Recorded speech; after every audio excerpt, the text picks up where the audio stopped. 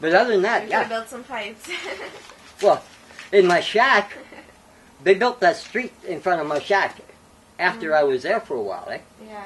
And when they were putting in the street lights, I went down and watched what the electricians were doing. I had planned to run an underground wire and hook into the power from the street lights so I'd have power at night. Ah. When the street lights came on, I'd have power. That's awesome. Yeah. And nobody'd see it. I would bury the wire. Yeah. So when I need the light, when the street lights come on is when you need the light. I'd have electric lights somewhere. Yeah. Yeah. So, like, just coming back to the panhandling laws here, do you think they're completely unfair? Do you think it's just a ploy because it went under the Safer Street Act? Like, what are they really trying to do? Is it unfair to the person? Is it helping? They're trying to drive. See, they're trying to drive people out of the city because of gentrification. For all my life, people when they got well-to-do moved to the suburbs. So you had these big fancy houses in the suburbs. Now, people are starting to get smart. They're spending like 2-3 hours every single day just going to work and back in the traffic jam. So they want to live downtown. So you've got the gentry that are moving into the city in droves. That's what all these condos are for. Yeah. But they don't want to look at homeless people sleeping on their sidewalk in front of their building. Yeah. They want them driven out. So they're telling the city hall, get these guys out of here. So City Hall tells the cops, get them out of here. Beat the crap out of them. Arrest them. Do what you can. Get them the fuck out of downtown. Throw them in jail. Yeah. Okay. Now, nobody has consciously, like, I'm sure that the mayor hasn't consciously said, well, just kill him. Yeah. But the fact is that if he had any brains in his head, he'd know that there's no place to go except for under the ground. So when you put this policy in place, what you're in effect saying is kill them. Drive them under the ground, whatever way you can. From the business community and the gentrified community's point of view, it's not doing much because there's still panhandlers every few feet down the street, not really being too successful in stopping it. And the harsher they get with it, the only effect that I've seen is changing sad acceptance into anger and rebellion. So no, I don't see anything positive in it at all. I think that what they're doing is ensuring that we become another Detroit or L.A., where poor people are going to be forced to get violent to survive. Because they're making it to the point where it's almost impossible to survive. You know, the police burned my shack. Did you read about that in my? Yeah, I did. You know, like I saw them do it. Here's a prime example. Now, this wouldn't happen. This guy's a sergeant in 14th Division. He would not risk his job and his pension unless he knew that he wasn't going to get in any trouble. He came down in broad daylight with a can of gas, soused my squat and 2 others and burned them. Wow. Okay? Now, did he warn you before that you should live here? No one. Just came down and did it. First time you've seen him? First time I've seen him. Now, the other 2 people whose squats were burned were terrified. They knew that the cops would come down and kill them if they complained. Yeah. So they wouldn't complain. I complained. I lodged a citizen's complaint. And a year later... Who did you complain to? It's part of the police services thing. They have this thing for citizen complaints. Yeah. Like I went to a legal clinic and got a lawyer to help me lodge a proper legal complaint. Did it legally.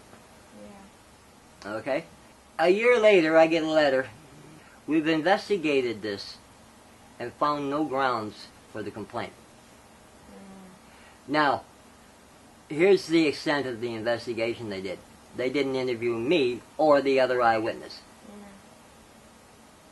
Quite an investigation, eh? I know. Very thorough. Yeah. Okay? So, bottom line is, that cop knew before it all started that that's what the end result was going to be. Because he wouldn't have risked his job and his pension if he didn't know. So you can't tell me that City Hall isn't telling these cops to do it. And when you've got basically a goon squad working for you, and you're the law, so they can't, there's nothing that can be done except fight back. Do you think people should be allowed to legally panhandle anywhere they want and to be able to legally squat because of housing shortages and all these kind of things? Well, the bottom line is this. First of all, begging is the only means of extremely poor people to survive, and it has been an accepted part of every civilization that has ever existed on this earth. Since biblical times. Since long before biblical times. Begging has been the means that the very poor keep alive. So, to make it illegal is kind of stupid, isn't it? I mean, in all those centuries, the whole world has recognized the need for it. They're not worried about stopping homelessness by making it against the law. What they're worried about, what their intention is, plainly and simply, drive them under the ground. The whole intention. I keep coming back to it because there can be no other intention. They know better. They're not that stupid as they don't know that if you can't get a job and you can't have a home and you don't have any money, then you have to beg. Yeah. To say it's against the law to beg either says that they are really fucking stupid, which I'm sure they're not, or they have a hidden agenda, and the only hidden agenda that's possible is drive them out, but there's no place out, so it means down. Do you think the City of Toronto does enough? Like, all these organizations and shelters, and they're trying to get housing for people, welfare. Like, it looks like they're trying to do something to help it all, but do you think, like, there's enough being That's the whole done for purpose, is people to look like they're trying to do it. The purpose isn't to do anything, it's to look like they're doing something. So you don't think they do enough for the city, for people not to be homeless, for people not to have to panhandle? They couldn't possibly, with the things they're doing, they have no intentions of solving the problem of homelessness or poverty. There's no possible way to accomplish it the way they're approaching it, and they know that. What they can accomplish and what they're only interested in is looking like they're trying to do something. You hit the nail right on the head there. They want to look like they're trying to do something, and at the same time do as little as possible. Yeah. So do you think poverty is the main problem, or do you think drugs is the main problem that causes? They're interrelated. Yeah. They're interrelated. It's like which came first, the chicken or the egg, Yeah. as I was saying earlier. Like poverty and disaffection with society, I believe, is the cause of 90% of addiction.